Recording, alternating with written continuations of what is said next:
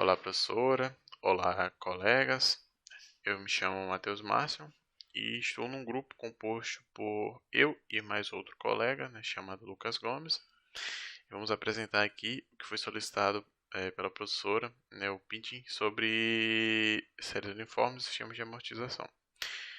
Bom, a minha parte do assunto é tratar de séries uniformes, né? O meu colega Lucas, obviamente, vai tratar sobre sistemas de amortização. Vamos lá. Bom, o que são séries uniformes? Séries uniformes são sistemas de pagamentos, ou recebimentos, ou financiamentos, enfim, em que o valor da parcela vai ser sempre igual a, em todas as parcelas, em todos os períodos. Ou seja, vai ser sempre aquele valor. Se for R$ 100 na primeira, vai ser R$ 100 até a última. Né?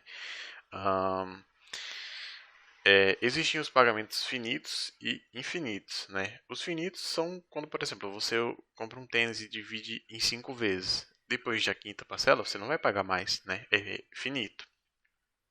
Já quando o tipo de pagamento é infinito, a gente, ah, quando ele tende ao infinito, né, a gente vai estar sempre pagando aquilo ali, né? Por exemplo, impostos são um bom exemplo, né?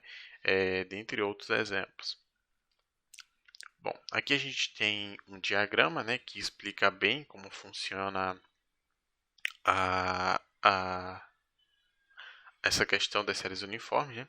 Temos aqui o valor presente, no caso zero, nesse exemplo aqui, né? E todas as parcelas não é nada de muito diferente que a professora tem apresentado para nós, né, durante as aulas. Né? Aqui a gente tem um exemplo de fórmula. Né? É importante destacar que existem 4 fórmulas principais, né, séries uniformes, né, que são as fórmulas que utilizam o valor presente para descobrir o valor da parcela e também as que utilizam o valor da parcela para descobrir o valor presente. Né? Então aí já vai duas.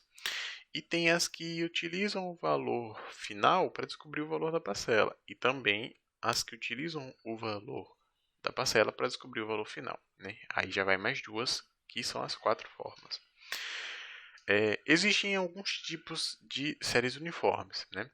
A primeira que eu vou tratar aqui são as séries uniformes pós-antecipadas. O que acontece nessas séries uniformes? Né? Essas séries uniformes, o valor do vencimento se dá ao final do período de capitalização. Né? Então, assim, quando você utiliza o cartão de crédito, né, por exemplo, você não vai pagar aquilo quando você está efetivando a compra. Você vai pagar aquilo quando vier a fatura. Né? Isso caracteriza uma série uniforme pós-antecipada, porque o vencimento vem ao final do período de capitalização. Já as antecipadas, né, como se é de se esperar, elas vêm no início do período de capitalização. Ou seja, no dia que você está fazendo a compra, está efetuando a compra, você vai estar efetuando o pagamento. Né, o pagamento da primeira parcela ou da única parcela que você vai estar aí comprando o item, né, seja o que for. E em todas as parcelas é importante lembrar, assim como nas pós-antecipadas também é importante lembrar, sempre vai vir no início do período de capitalização. Né? Isso as antecipadas, as pós-antecipadas sempre no final. Existem também as séries uniformes diferidas, né? Que é quando o conceito de carência, né? Ele é utilizado para ali vigorar o vencimento, né? Ou seja, é, é mais utilizado na primeira parcela, né? Esse conceito de carência, né? O que é que acontece? Existem dois tipos de séries uniformes diferidas, as antecipadas e pós-antecipadas. Nas antecipadas, o vencimento vem junto à carência, ou seja, naquele conceito de carência vai vir um vencimento junto. Né? Já as pós-antecipadas, né, isso vale lembrar que é sempre na primeira parcela, ou seja, nas antecipadas, a primeira parcela, o vencimento vem no período de carência, junto com a carência.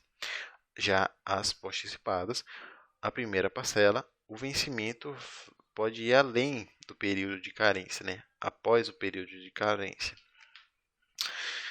Explicado os tipos de séries uniformes, vamos agora para um exemplo. Aqui a gente tem um exemplo de uma venda, né, realizada pela internet, né, em que tem-se aqui uma TV LED de 40 polegadas por R$ 1.699, né, e a compra ela vai ser parcelada em 10 vezes iguais, né, caracterizando, obviamente, uma série uniforme. Né. Uma taxa de juros ao mês de 1,79%. Qual o valor da parcela? Simples, está pedindo o valor da parcela? Ele deu o valor presente? Então a gente vai utilizar a fórmula de valor presente para descobrir o valor da parcela. Então aqui no caso vamos utilizar aquela fórmula que a gente viu lá nos slides anteriores, né, que é o valor da parcela igual o valor presente vezes I vezes 1 mais I elevado a n sobre 1 mais I elevado a n menos 1 vezes 1 mais I elevado a m. Né?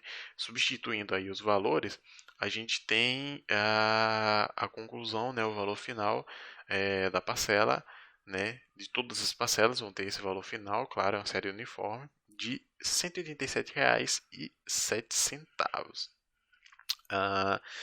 Também queria aqui agregar ao assunto, né, a questão das parcelas periódicas e não periódicas. Né? Não tem aqui no slide, mas eu vou agregar. As parcelas periódicas é quando todas as parcelas são iguais, todos os períodos são iguais. Ou seja, o intervalo de tempo entre cada parcela é igual. Já as não periódicas é quando pelo menos uma das parcelas tem um intervalo de tempo diferente. Bom, acrescentado esse conceito, o meu assunto, eu finalizo a minha apresentação, né, e a partir de agora a apresentação vai seguir, né, com o meu colega Lucas, que vai explicar o que é um sistemas de amortização. Olá pessoal, boa noite. Meu nome é Lucas Gomes. Eu vou abordar um pouco sobre os sistemas de amortização e a gente vai ver também os principais que são utilizados aqui no Brasil, os mais populares, enfim. Então a gente viu nas nossas aulas de matemática financeira que quando uma pessoa ou uma empresa toma uma dívida, contrai uma dívida, elas não pagam só com o capital tomado, elas pagam o capital em conjunto com os juros. Então a gente diz que para que uma dívida seja totalmente paga, o tomador deve quitar o montante inicial adicionando os juros acrescidos. A forma como o valor total do saldo devedor será calculado é definida de acordo com o sistema de amortização aplicado. Então as amortizações nada mais são do que parcelas variáveis ou fixas, de médio e muitas vezes, né, na maioria das vezes, de longo prazo, de 10, 15, 20 anos, e por aí vai. O mercado mais aplicado delas é geralmente o mercado imobiliário, né, de moradia, então financiamento de apartamentos, de casa, enfim.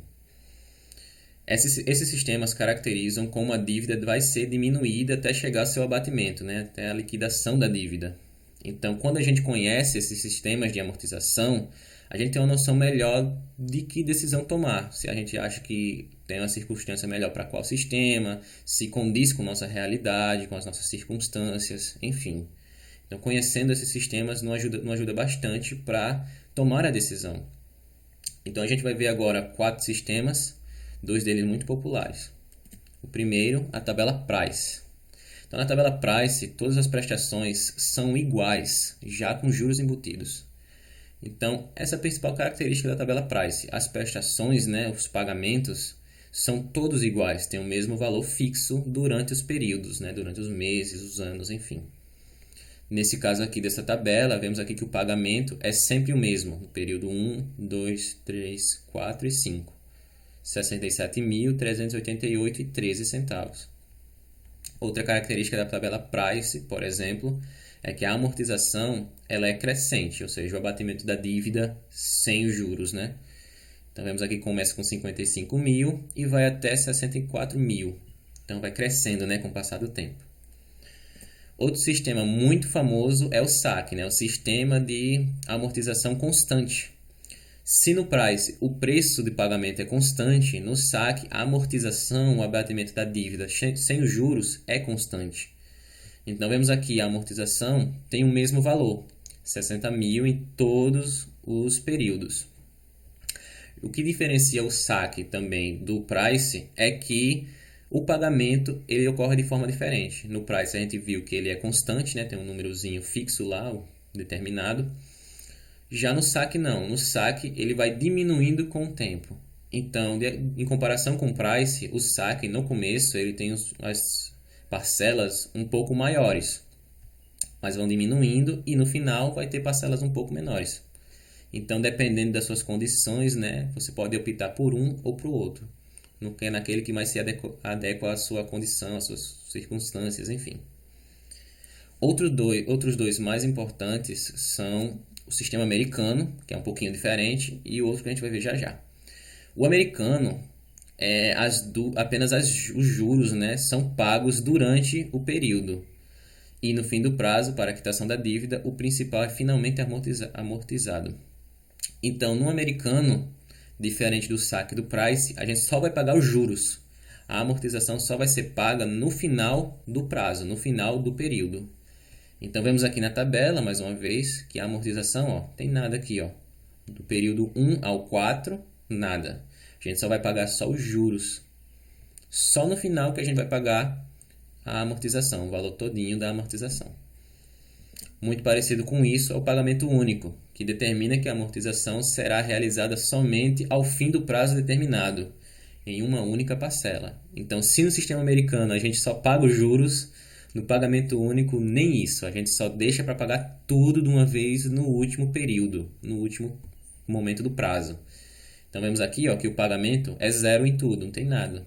Só no final que a gente paga todo o juro e toda a amortização, de uma vez só. E para quem prestou atenção, né, talvez que alguém tenha aqui notado essa diferença, o pagamento total do pagamento único e do sistema americano são muito parecidos e são muito maiores em relação ao Price e o SAC. Então, nos dois aqui, no sistema americano e pagamento único, os valores chegam mais perto de 360 mil. Nessa mesma operação para o SAC e para a tabela Price, os valores chegam mais ou menos próximo de 336 mil. Isso ocorre porque no sistema americano e no pagamento único, como a gente não está amortizando a dívida, os juros continuam incidindo nessa amortização, né, nesse saldo devedor. E acaba que a gente vai pagar mais juros do que a gente pagaria se estivesse pagando a amortização em conjunto, né? Talvez seja por isso que o saque e a tabela Price são mais comuns do que esses dois aqui, né, no Brasil. Para quem tomou dívida, né, para o devedor, realmente é muito melhor utilizar o sistema americano e o saque. Enfim, vamos para o financiamento. Um exemplo aqui de financiamento. Um financiamento imaginário no valor de 1.000 com 3% de juros ao mês, pago em 4 parcelas no sistema saque. As parcelas ficariam da seguinte forma. Então, mais uma vez, né, parecido com aquilo que a gente viu, a amortização continua constante, por isso o nome SAC, né, Sistema de Amortização Constante. E as prestações, elas iniciam com um valor um pouquinho maior e vão diminuindo com o tempo. Nesse caso aqui chegou a 280 e terminou 257, foi diminuindo. Mesma coisa com os juros. Se fosse o Price, nesse caso, né, as prestações seriam iguais e a amortização, né, começaria um pouquinho maior e ia diminuindo com o tempo. E aqui temos um gráficozinho para ilustrar isso, rapidinho, né? A gente vai ver aqui que em azul temos a amortização em cada mês.